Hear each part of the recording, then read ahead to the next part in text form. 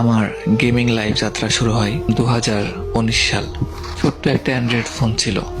ফোনটির র্যাম ছিল 1.5 GB, 1 GB plus 1+5 GB, যেটাই মনে করেন। 1.5 GB র্যামের ফোনে আমি গেম প্লে করা শুরু করি। তো সেই ফোনে আমি আমার সাথে যেগুলো ভাইগুলা খেলতো, ভাই ব্রাদার্স খেলতো, সবার ফোনে মোটামুটি ভালো র্যাম ছিল। 2 GB, 3 GB র্যাম, 4 GB পর্যন্ত র্যাম। তখন মেবি হাই কোয়ালিটির র্যাম ছিল 4 GB। তো ওই সময় আমার ফোনের র্যাম ছিল 1.5 GB। তো আমার ফোনে গেম প্লে একদমই করা যেত না। ফোন প্রচুর হ্যাং মারতো অ্যান্ড ল্যাগের ছুতনে এত পরিমাণ ল্যাগ মারতো ফোনটা। ল্যাগের কারণে একটা কান দিয়ে ফায়ার করবো একটা গুলি দিয়ে, তো যদি ডান দিকে ফায়ার করতাম বাম দিকে চলে যাইতো এনিমি, আর সামনে দৌড়াতে গেলে পিছন দিকে ফাঁস করে ঘুরে যাইতো। অনেক প্রবলেম ছিল ফোনে। তো এমনি আমি প্রায় 1.5 বছর ওই ফোনে গেম খেলছি। ওই সময় লকডাউন ছিল। লকডাউনের মধ্যে তো সবার ভালো ভালো ফোন ছিল। আমি গেম প্লেটা শুরু করছি কেমনি আপনাদেরকে শোনাই। ফার্স্টে আমি একদিন লকডাউনের আগে আমার এক বড় ভাই গেম খেলতো আমার পাশে বসে। আমি গেম প্লেতে বলে ভালো লাগতো না, তো আমি এমবি ভরতাম, ভরে ইউটিউব দেখতাম। তারপরে আরও ওই যে আরেকটা গেম ছিল শ্যাডো ফাইটিং। তো আপনারা হয়তো বা গেমটা অনেকে খেলছেন। তো আমি তার পাশে বসে বসে শ্যাডো ফাইটিং খেলতাম। আর তার গেম খেলা দেখে একটা সাউন্ড আসতো গেম প্লে থেকে, ডেঞ্জারের সাউন্ড, ডেঞ্জার জন্য একটা ভয়ঙ্কর সাউন্ড আসতো। সাউন্ডটা যখন শুনতাম পাশে যখন গেম খেলতো, তখন কেন জানি আমার অন্যরকম একটা ফিলিংস কাজ করতো। না, গেমটা খেলার দরকার একবার, মানে ভিতরে একটা ফিলিংস জাগতো গেমটাই ডেঞ্জার জোনের সাউন্ডটা শুনে। আপনারা জানলে অবাক হবেন, আমি এই ডেঞ্জার জোনের সাউন্ডটার জন্যই গেম প্লে করা শুরু করছি। কারণ আমি ভাবতাম যে যখন ডেঞ্জার জোনের সাউন্ড হয় তখন মানে এনিমি বা দুশ্মন আক্রমণ করবে, এমন কিছু ভাবতাম। আমি আর জানতাম না যে এটা হচ্ছে উপরে ডেঞ্জার জোন আছে, পরে এখানে থাকলে মাথাটা বেয়ে পড়বে। তো আমি যখন গেমটি ডাউনলোড করি ফার্স্টে, তখন গেম প্লে করতে পারতাম না, কিছুই পারতাম না। এমনি ওই যে জয়স্টিকটা আছে না, ওটাতে টানে বেড়াইতাম, আর গান যেটা পারতাম ওটাই নিয়েই ঘুরে বেড়াইতাম। তো আমি ক্লাসিক খেলে বেড়াইতাম। ক্লাসিকে তো বট পরে ভালো লাগতো খেলতে। তো এমনি আমি প্রায় 15-20 দিন খেলছি, প্রায় 2-3 সপ্তাহ খেলছি। খেলার পরে একদিন আমার বড় ভাই বলে, এই তুই ক্লাসিক খেলিস কেন? এদিকে আমি ক্লাসিক খেলতে খেলতে আমার লেভেল হয়ে গেছে 20+।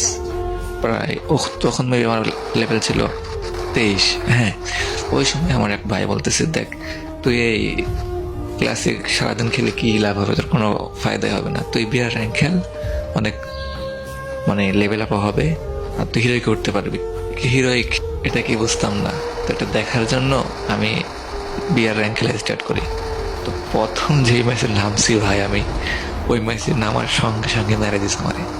আমি বলছি, ভাই আমি গেম খেলবো না, বিয়ার র্যাঙ্ক খেলবো না, আমি ক্লাসিক খেলবো, আমি এখানে মারতে পারি, বিয়ার র্যাঙ্কে এনে আমি মারতে পারি না।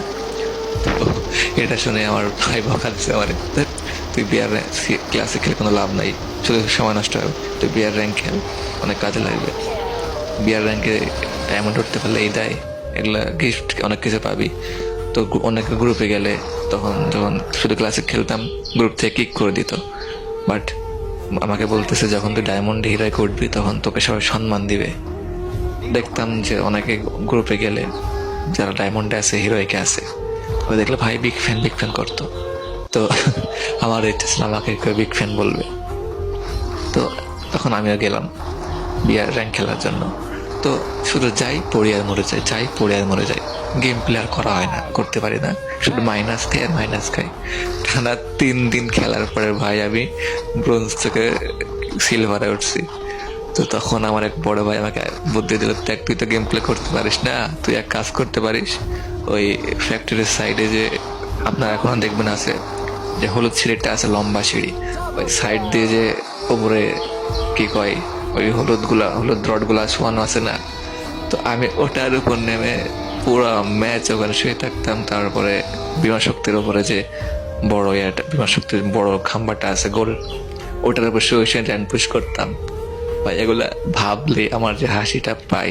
যাই হোক, যদি ভিডিওটা দেখে আপনারা বিরক্ত ফিল হন, আপনারা যাইতে পারেন। এটা আমি আমার গেম প্লেতে মানে গেম জগতে কেমনে আসলাম তাই স্টোরিটা শোনাচ্ছি আপনাদেরকে। আপনারা যদি শুনতে ভালো লাগে শুনেন, না ভালো লাগলে আপনারা ভিডিওটি স্কিপ করে যাইতে পারেন। তো এমনি র্যাঙ্ক পুশ করে করে আমি প্রথম মানে যখন গেম প্লে মানে র্যাঙ্ক খেলা শুরু করি, প্রথম সিজনে আমি ওখানে ডায়মন্ড 1 পর্যন্ত যাই। যাওয়ার পরে আমি তো শুয়ে শুয়ে র্যাঙ্ক পুশ করি, লাস্টে একটা কিল হইলো। তখন কিন্তু কিল না করলেও প্লাস দিত, 8, 10, 20 প্লাস দিত। বাট এখন তো অন্যরকম করছে। বাট ডায়মন্ডে যাওয়ার পরে শুয়ে থেকে থেকে আর প্লাস দেয় না। খুব কষ্টে মানে খুব চিন্তায় পড়ে গেলাম, এখন কি করা যায়। তো তখন আমার ভাই বলল, দেখ অনেক তো শুয়ে থেকে খেলছিস, অনেক তো র্যাঙ্ক পুশ করছিস, এখন একটু ফাইট করে খেল। তখন মনে করেন এখন তো খেলতাম, স্লো খেলতাম, ইয়ারডপ নিয়ে যেতাম, ইয়ারডপ ফেলে এখন ওপর থেকে মারতাম এনিমি 2-1টা। আর তারপরে মনে করেন শুরু করলাম রাশ গেম প্লে। ফার্স্টে টেনে গেলাম, দেন আমি তো 2 ফিঙ্গারে খেলতে পারতাম না। দেন আমার ভাই আমাকে 3 ফিঙ্গারে একটা সেটিং করে দিল। তারপর আমি এখন 2 ফিঙ্গারেই খেলি ভাই। বাট 3 ফিঙ্গার করার পরে আমি 1 মাস পর 3 ফিঙ্গারে খেলছি, বাট খেলা পারি না তখন। তো 2 ফিঙ্গারে আবার শিফট করলাম, যে ভাই 3 ফিঙ্গারে পারতেছে না, 2 ফিঙ্গারে খেলবো। 2 ফিঙ্গারে আমার খেলা অনেক ভালো লাগে, 3 ফিঙ্গার অনেক প্যারা লাগে, মাথায় যন্ত্রণা করে, মানে এনিমি বুঝতে পারি না কোন দিকে যায়। তো আমি আবার 2 ফিঙ্গারে খেলা শুরু করলাম, দেন ট্রেনিং করলাম। তারপর আসলে হচ্ছে ক্লাস স্কোয়াড। আগে কিন্তু ক্লাস স্কোয়াড মোডটা ছিল, বাট সিএস র্যাঙ্ক মোডটা ছিল না। এটা মেবি আসছে এই ক্লাসিক স্কোয়াড মোডটা আগে থেকে ছিল, মেবি অনেক আগে থেকে। বাট সিএস র্যাঙ্কটা মেবি আসছে হচ্ছে আমার মনে হয় 22 সালে বা 21 সালের লাস্টের দিকে আসছিল। তো তারপর আসলে সিএস র্যাঙ্ক যখন আসে, তারপর থেকে